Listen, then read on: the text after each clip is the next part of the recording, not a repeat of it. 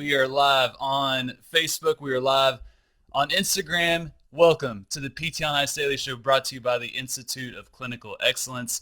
Hello, podcast listeners as well. My name is Dustin Jones, one of two lead faculty within the older adult division, MMOA, as we like to call it. Today is not Wednesday. It's usually when I'm hopping on the mic, but today is Thursday, aka Leadership Thursday. We're going to be talking about an interesting topic, y'all. What is your professional love language? What is your professional love language? So we're going to get into this. A couple announcements first. One being is that it's Gut Check Thursday, right? Gut Check Thursday. Today is a rather special one. We're going to be doing a hero workout. So I'm going to read this to you all. This is called D. This is from honoring an FBI Special Agent, D. Frazier, who was killed in the line of duty during an undercover drug operation in 2016. So this workout is intended to honor that individual. And if you've not done hero workouts before, these suck, and that's by intent. So it's not going to be fun. It's going to be a grind. It's going to be rather painful in many ways, and that's kind of the goal with these, to reflect on the sacrifice that others may have given, and also to share in a little bit of suffering with others as well. So that workout is going to be 4 rounds for time, 40 air squats, followed by 30 hand release push-ups, followed by 20 burpees, and then a 400-meter run. So what's probably going to happen is you're going to start off, all right, I'm doing awesome. This is great. If you're pretty weak with push-ups, horizontal upper extremity pressing, like myself, you're probably going to get about halfway through those hand release push-ups. Be like, man, there's no way I'm getting through 4 rounds, but you'll get through it. And then you go right into 20 burpees. So after you do 30 hand release push-ups right into burpees, you're already going to feel pretty weak in terms of your upper extremity pushing, but then you got to get into that 400-meter run. The run, probably for many of you all, you're going to treat it like a rest, but we want you all to push it to the point where when you get back to those air squats, your legs are feeling pretty loose, pretty tuckered, probably Bambi legs after that second or third round for sure. So that all around, this one is just going to be kind of rough. For me, it's definitely going to be the push-ups for many of you all as well. But if you're strong with push-ups and struggle with running, the running may get you. So yeah, it's going to be interesting. I've got about 45-minute block to do this around 8 or 9:15 this morning, and now I'm really starting to question if 45 minutes is going to be long enough for this, but we'll get through it. So also announcements in terms of courses this upcoming weekend. There are no ice courses. It's Halloween weekend, but it's also the wedding weekend of our lovely COO, Alan Fredendahl. Him and Megan are getting married this weekend. That's not the reason we don't have courses, but we do want to acknowledge that awesome event that's going to be happening. The following weekend, the first weekend of November, the 6th and 7th, we've got several courses going. MMOA, we're going to be in Ohio, outside of Akron. Extremity is going to be in North Kakalaki or North Carolina, and then Total Spine Thrust is going to be in Arizona. So yeah, we're rocking, y'all. All right, let's get into it. 5 love languages. What's your professional love language? Now, I have to admit, anytime I hop on Thursday, Leadership Thursday, I definitely approach this day knowing I have so much to learn, so many areas to grow. This area, a lot of areas around leadership is really an area of interest, and I'm trying to grow and sharpen the sword, and doing these shows is one way for me to do that, to research things, to learn about them, and to share what I'm learning and the mistakes that I make with you all. And this is a great example, professional love languages. So the basis of this topic is around a very, very popular book. Many of you all have read this or have been familiar with it. It's The 5 Love Languages. This was written in 1992 by Gary Chapman. One of the more popular books in terms of communication and relationships, not just work relationships, but just human relationships in general. And the whole premise of this book is that we tend to lean or prefer one of these 5 love languages. We will prefer one of these love languages in terms of giving this love language, but then also receiving. And sometimes those can be different. And I'll give my example for this, but let's go through these 5 love languages first. First one is words of affirmation. 2 is acts of service. 3 is quality time. 4 is receiving gifts. And then 5 is physical touch. And so in relationship, you may have a preference for how you like to receive, love or care from someone. And so for me, quality time is exactly that. That really fills my tank. Very life-giving for me. I love to spend quality time with my spouse, with my family, with my friends. That really fills my tank. In terms of giving, for me, it's acts of service. I love to do things for people. As my wife can attest to this, that oftentimes I'll try to serve her, help her, care for her through doing things like the dishes, cleaning the house, taking care of the yard, all that fun stuff. That's kind of how I operate. But many of you all are reading this and say, no, I don't do that whatsoever. Jeff Musgrave, he's listening now. He could probably say that as well in terms of his acts of service and what he likes to receive. And so we're all going to be different in terms of how we give this love language and then how we receive this love language. So oftentimes this is presented in the context of just our personal relationships. But if you've spent any time being a part of a team, trying to build a team, trying to lead a team, you quickly realize that some of these principles of communication and caring for people is absolutely vital in the workplace.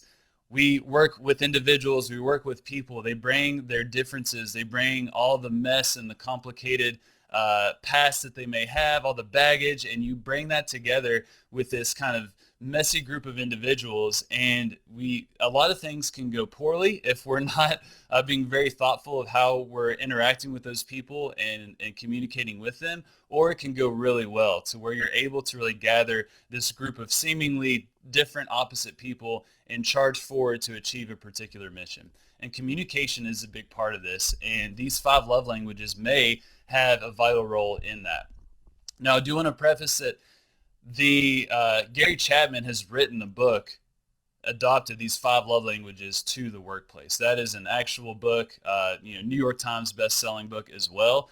I've not read that, so I'm not going to speak to what he is spoken to, but just from some of my research and just thinking about this is more from those reflections. There's 2 really good articles that I'm going to share with y'all on the Facebook video. So I will paste those 2 links. That are pretty quick reads that'll be helpful as well. But I want to go through how we can adopt some of these love languages that we typically reserve for our personal relationships to the workplace. To start, I think we do need to kind of set the framework or set our mindset, especially if you're a leader, is that we're going into this with that servant leadership mindset. Alan spoke to this. This was, I think, a couple months ago within his leadership series, is that we need to be with the mindset of serving the people that are working for us. And I put that in quotes. Maybe your employees or the people on your team. You are actually serving them. You're also serving, your patrons, clients, patients, whatever, the end user, if you will. But ultimately, you're taking care of your people and you're serving them. So we need to have that kind of humble mindset going into this, which is really important if we're going to be talking about adopting our communication style to serve people well. If you don't perceive yourself as a leader, which I would argue everyone's a leader, you're leading someone, you just may not realize it, that this is for you as well. I think one thing is helpful to reflect and think about what makes you tick and to share that with someone that's supervising you or leading you. This has been very helpful for me to learn more about the people that I'm working with. A great example is our team within MMOA, that we're having individual reviews and really good conversations to where I'm learning a ton about how the people that we work with on our team within ICE, what they prefer, what may rub them the wrong way that I'm completely oblivious to. And that's very, very helpful for me from my standpoint. So for those, I encourage you to share what you may reflect on with the people that you're working with, but then also think about how you can use some of these love languages to really positively influence your team, whoever that is, because we can learn more about the people that we're working with and use these in a very thoughtful manner. All right, so let's get into the first one, words of affirmation. So in the workplace, the equivalent of that could be praise and feedback. Now, I know what could be a very dangerous trap here is if we assume that we just need to be handing out undeserving praise to everybody and be overly positive and optimistic. And that's not what we're talking about. We're talking about a balanced approach to acknowledging progress and effort while also providing constructive, critical feedback. And this has been brought to my awareness recently that I've been very, very grateful for. This has been kind of a trend in my world, and I'm just going to be rather honest with you all. This is the area that I struggle with the most in professional relationships, but then also in personal relationships as well. I'm really good at telling people where they could do things better, what they could change, how they could improve things. I'm really bad at giving them the praise, the positive feedback, saying you're doing awesome, you're doing awesome. Typically, my ratio is rather imbalanced. And for some, it's not a big deal, right? If you're someone that you don't have a lot of weight on words of affirmation, that you just put your head down and move forward, it's not a big deal. But for those where that may be their love language, words of affirmation, it can be rather difficult for them and challenging. And so what I'm trying to think about as I'm trying to grow in this area is kind of the gas tank analogy, that every kind of critique, critical feedback that I give for some individuals is going to empty that gas tank a little bit. And it is my goal to kind of fill that up with showing them or acknowledging their effort and progress and what they're doing well so that their gas tank continues to be full. That's how I'm thinking about this. I would love your all's thoughts as well. But we want to think about that. Words of affirmation, praise, and feedback. Some people, we're going to have to be very thoughtful about this. Others, it's not a big deal whatsoever, but that's kind of the beauty of working with different folks. Number 2 is quality time. This can be challenging in the work environment, but I think this is where we can carve spaces for individual meetings or reviews and maybe some kind of workplace bonding, if you will, to get that quality time to really fill people's tanks. This has been really helpful in the realm of ICE, to where we have incorporated individual reviews on a semi-annual basis with the lead faculty, and then MMOA will do this with the TAs every 6 months as well. Now with our work, it can be a little challenging when we interact a lot online. We don't spend a whole lot of time together in person. I mean, we do one-off on one-off weekends, but this has been super, super helpful to have that quality time to where we get to understand someone, hear them out, understand their struggles, get to share our perspective as well. This has been really life-giving. So I think that's a scalable way to where we can kind of incorporate that quality time piece. And then just good old fun with your team outside of kind of the work setting, whatever that is. You all have all kinds of ideas for ICE. Usually it's where we're all going to go to a particular course, or we have someone come in and teach us activities or a particular intervention, and then we get a lot of quality time. So Jeff and Alan have been doing a great job of really trying to bake that into our culture, which can be tough when there's people kind of all across the country. So quality time. Number 3 is receiving gifts. AKA in the workplace, this may be providing new opportunities or challenges for individuals. Now we can give literal gifts, right? We can give gifts. Some would call these retention tokens. I've heard that phrase thrown out a good bit, which is kind of funny. My wife just got one for working in the emergency department through the pandemic. It was a box of cookies. Thank you for that. She did not really fill her tank much, more like a slap in the face. So we can do the retention tokens, or we can think about the gifts of opportunity, where people can take on more responsibility, where they can kind of rise the ranks, if you will, and also challenge themselves professionally. I think that's a big thing that many folks are missing, is that they kind of get comfortable with things, it gets easy, and they don't have that challenge. And so as a leader, you may want to think about how can you provide those challenges and opportunities for people going forward. All right, so words of affirmation, aka praise and feedback, quality time, reviews, bonding, receiving gifts could be new opportunities and challenges. Number 4, acts of service. This is going to be those individuals that really speak, they really value actions over words. So you could talk all you want about what you're going to do or what you're going to help someone per se, but if you actually act on that, get in the trenches with them, that is going to be tremendously supportive to that individual. And so as a leader, this may be kind of proactively helping individuals, solving problems, but making it very clear that you are in the trenches with them. I feel this tremendously with Jeff and Alan, Jeff, the CEO of ICE, Alan, the COO, where they are not above any task whatsoever. And I really see that, and that speaks to me loudly. Alan spoke to this as well in terms of leaders that he had in the military that he respected tremendously. It was always those leaders that no task was above them. And so we can really support our people by kind of getting in the trenches, getting our hands dirty with them. And that's very valuable for some individuals, especially if acts of service is their love language. Then 5th is physical touch. This one gets a little iffy, right? Yeah, we're not going there in the workplace, but what we can think about in the workplace may be empathy. So physical touch often is associated with intimacy, often associated with a sense of understanding, of really knowing someone well. And when we think about that, I think empathy is going to be very, very helpful in these scenarios. So physical touch, if that is their love language, maybe we try to speak to that through empathy and working hard to understand that individual. If we do those individual reviews, start to spend time and just be generally curious about folks to really understand them and develop that empathy muscle, that can really fill their gas tank up. This is an area where I struggle as well. But my partner, Christina Previtt, this is her superpower. Very empathetic individual. She can often sense when someone's going through something, and she can speak to that, check in with people. How are you doing? How's this? Blah, blah, blah. She perceives situations that I'm completely oblivious to.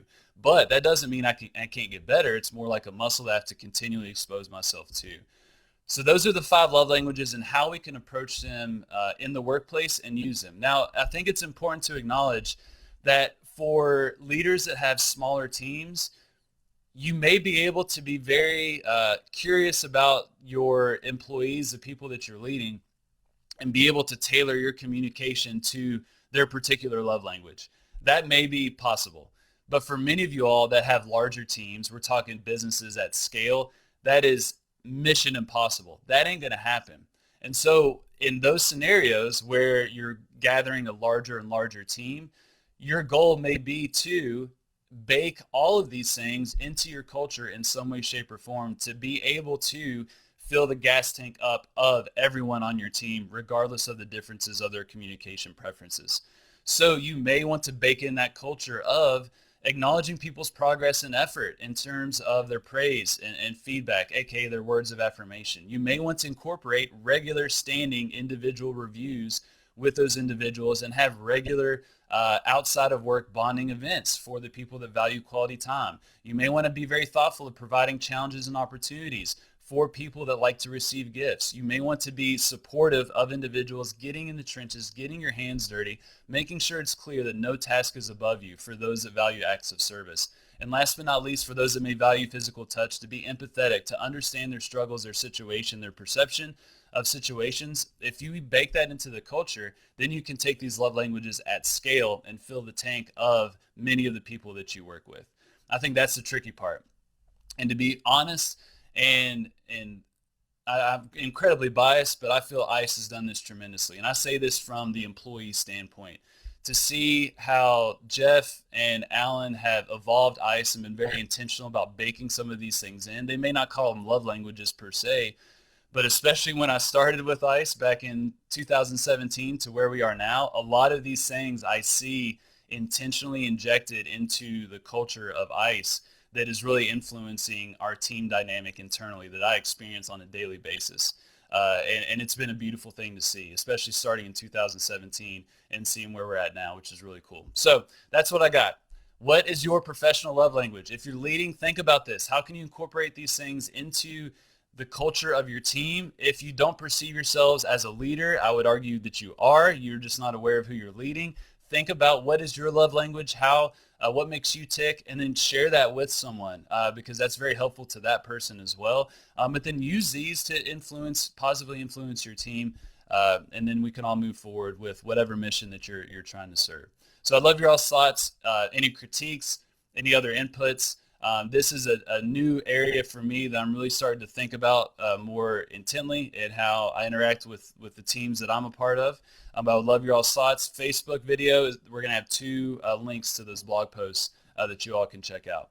Other than that, y'all have a lovely Thursday. Enjoy that gut check. Hopefully I'll have enough time with a 45-minute block at 9:15. We'll see how this goes, but excited to give it a crack. So y'all have a good one. Happy wedding weekend to Alan and Meg as well. Y'all take care.